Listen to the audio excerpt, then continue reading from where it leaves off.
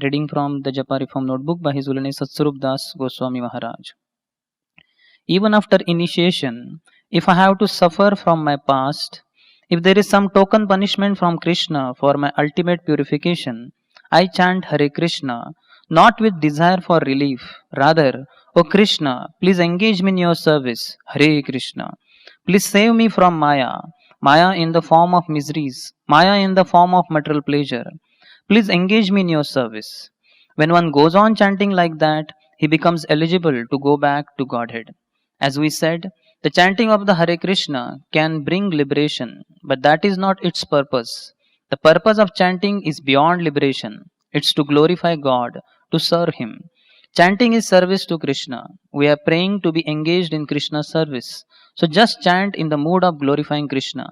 Krishna, you are very great. I am very tiny. Without you, I am nothing. But I am so small. Please help me chant. Please engage me in your devotional service. Not, please Krishna, make this come about, make that come about. Don't make the name serve you, but serve the name. You have to understand that chanting Hare Krishna is pure spiritual glorification and service to God. Krishna is pleased to hear his holy name uttered by his pure devotee. This love of Krishna that we want so much will be enhanced more and more as we chant just like that, helplessly. O Krishna, O energy of Krishna, please, I am chanting, but I am still stuck. Please bring me into your spiritual energy, free of all these anarthas. I just want to serve you.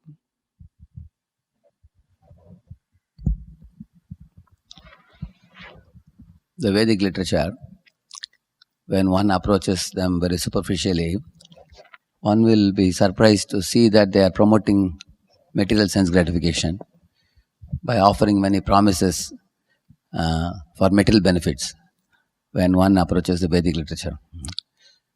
But the deeper study of the Vedic literature will make one understand that material enjoyment is not the goal of life, but liberation.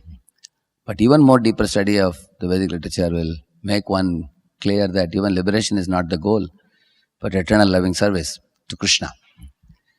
So therefore, Madhvacharya in one of his commentaries gives a beautiful example. He says, if somebody goes to a mango tree and the flowers and buds are so fragrant, one may get mesmerized by the fragrance and forget to eat the mango. Similarly, Yamimam pushpitam vacham pravadanti avipaschitaha. In purport to that verse, Madhvacharya says that the people who are karma mimamsakas, and they get enamored by the fragrance of the flowers are promised in the Vedas, that they get stuck in material enjoyment. By performing dharma, they want artha. And they want to keep rotating in the dharma, artha, kama cycle. And those who are more intelligent are not stuck in the mesmerizing smell of the flower, but they are attracted to the fruit. But they are attracted to the kacha fruit. They are those who want liberation. But those who study the Srimad Bhagavatam and come to the point of loving devotional service, they are the ones who get the pakka mango, the ripened fruit of all Vedic knowledge. Nigama kalpa taror galitam phalam shukamukat amrita dravasam yutam. So one should aspire for that and not settle for anything smaller. Therefore, like the fishes which are swimming in the surface of the ocean, very easily become victims of the kingfisher. The kingfisher has a long beak.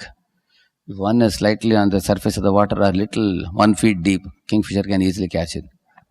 But if one goes deep in the Vedic literature, then one will not be victimized by Maya in the form of allurement of sense pleasures or even liberation without loving service.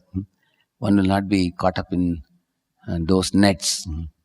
Rather, one will be able to taste the fruits of loving devotional service.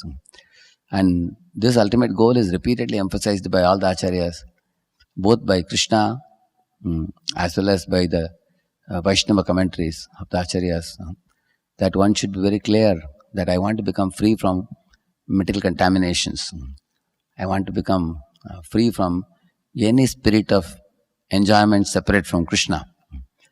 I only want to awaken loving devotion service. Nadanam, najanam, nasundarim kavitam va jagadisha kamaye. Mama janmani janmanishware. Bhavatat bhakti rahetu kitvai. So the chanting of the holy name is to remind ourselves of this truth over and over again. To tell Krishna what we are wanting and to remind ourselves of what we should aspire for. And by repeatedly calling out the holy name and remembering it over and over again, and thereby becoming free from the metal contaminations of this world, gradually one's bhakti will become purer and stronger, with stronger faith and purer devotion. This is what Krishna is looking for.